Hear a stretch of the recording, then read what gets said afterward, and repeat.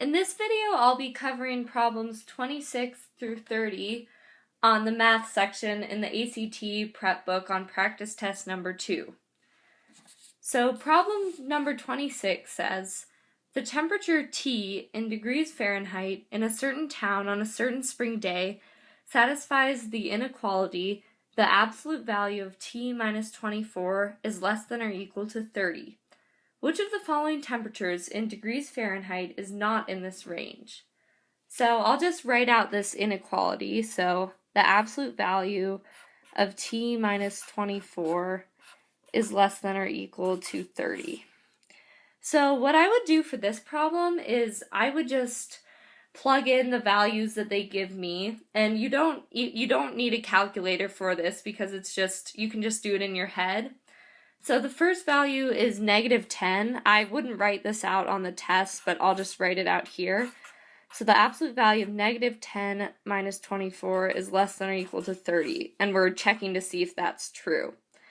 So the absolute value of -10 minus 24 is the absolute value of -34, which would just equal 34. So from this, we can see that this does not satisfy the inequality, and it's not in this range that they give us. And so this was F.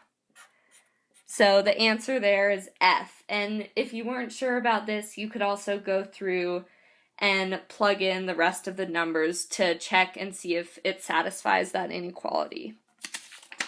So moving on to the next problem, problem number 27. So this problem says, if 5 times a number n is subtracted from 15, the result is negative. Which of the following gives the possible values for n? So for this problem, what I did is I kind of made my own inequality that would satisfy this statement. So 5 times a number n is subtracted from 15. And you don't have to do this if you have another way of doing it. So first I'd write 15 and then minus 5n, because 5 times this n is subtracted from 15. And it tells you that the result is negative, so then I would write is less than 0, because obviously negative numbers are less than 0. So then I would just look at this and also kind of check the answers based off of this inequality that I just wrote. So the first answer says 0 only, and if you plug in 0 for n, 15 is not less than 0, so that doesn't work. Then the next answer says 3 only, which again isn't true because 15 minus 15 equals 0. And then 10 only, which is true, but I think that there are more answers that would give us negative numbers. So the answer that I got was D, because as this n gets bigger than 3, this number will be bigger than 15, so it will make this statement negative or less than 0. So the answer for that problem is D, all n greater than 3. So the next problem says, for all x greater than 21, x squared plus 8x plus 7, all multiplied by x minus 3, divided by x squared plus 4x minus 21 times x plus 1 equals question mark. So in this problem, what they want you to do is they want you to reduce this statement down to reduce this expression down to its lowest terms and see what you get out of it. So I'm just going to write the whole expression down and then we can go from there. Times x minus 3.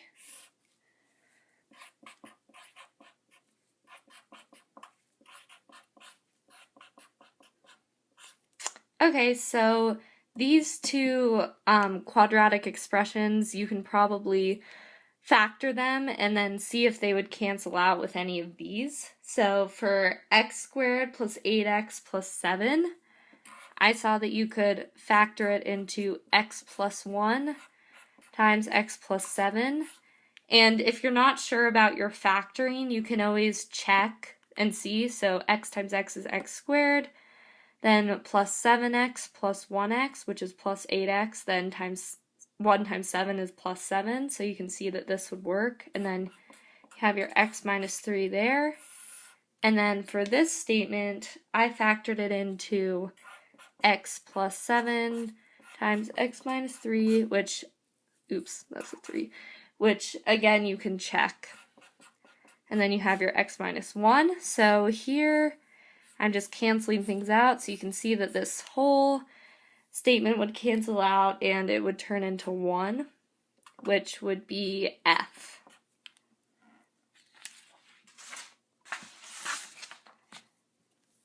So now for problem 29. Okay, the median of a set of data containing 9 items was found. 4 data items were added to the set. 2 of these items were greater than the original median, and the other 2 items were less than the original median. Which of the following statements must be true about the median of the new data set?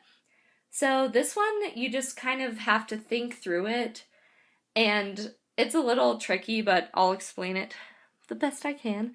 So first off, you know that the set of data has 9 items, so it has an odd number of items in it, and you know that, so the median of a set is just the middle value of a set. So this helped me think about it, so I'm just gonna draw out 9 tally marks on here, and we can see where the median would be. So 1, 2, 3, 4, 5, 6, 7, 8, 9. Okay, so if you count into the middle of 9 tally marks, you can see that it would be right here, this one. So from this, you know that the median of the set of data is an actual number. It's not the average of 2 numbers, which it would be if the set had an even number of items. And you can always apply this, that the median of an odd number of items is just a number. And so then if you add 2 items that are greater than the original median, I'll just put these 2 over here, and then 2 items that are less than the original median, you can see that because you're adding 2 on this side and 2 on that side, with this median being in the middle, you can see that as you count in and find the middle of this set, that the median would remain the same. So that would be B. It is the same as the original median.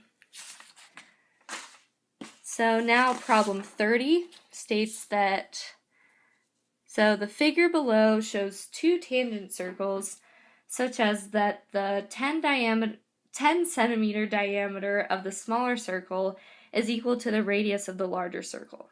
What is the area in square centimeters of the shaded region? So I'll just draw this out really fast. It won't be the best drawing, but that's okay. Okay, so this right here is 10. So this 10 represents the radius of the larger circle. And you want to find the area of this shaded region. So what I would do is I would find the area of the larger circle and then subtract the area of the smaller circle, because you can see that that will give you the area of the shaded region. So area of a circle is pi r squared, where r is the radius. And so the radius of this one is 10, and you can see from the drawing that the radius of the smaller circle would be half that, because 10 is its diameter. So the radius of the smaller circle would be 5.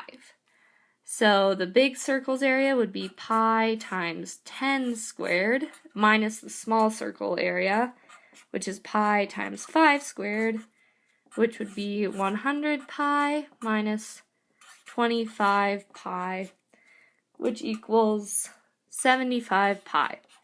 So that matches answer K, so the answer here would be K. And then, so just some tips from this session. So I would just, in preparation for the ACT, I would review your algebra, like factoring quadratics and foiling, because it comes up a lot on the ACT. And then another thing that really helped me on this test was that when you can see that, like, for example, the problem with the inequality where we just plugged in values, that's always something you can do if you're not sure how to do the problem, or it might even take less time than actually figuring out the problem. So sometimes it's really easy to just plug in the values that they give you and check what the answer would be from that. And so then you always want to guess, even if you only have like a vague idea of where to begin on the problem, because the ACT doesn't deduct points for incorrect answers. So it's really beneficial to you to fill out as many bubbles as possible.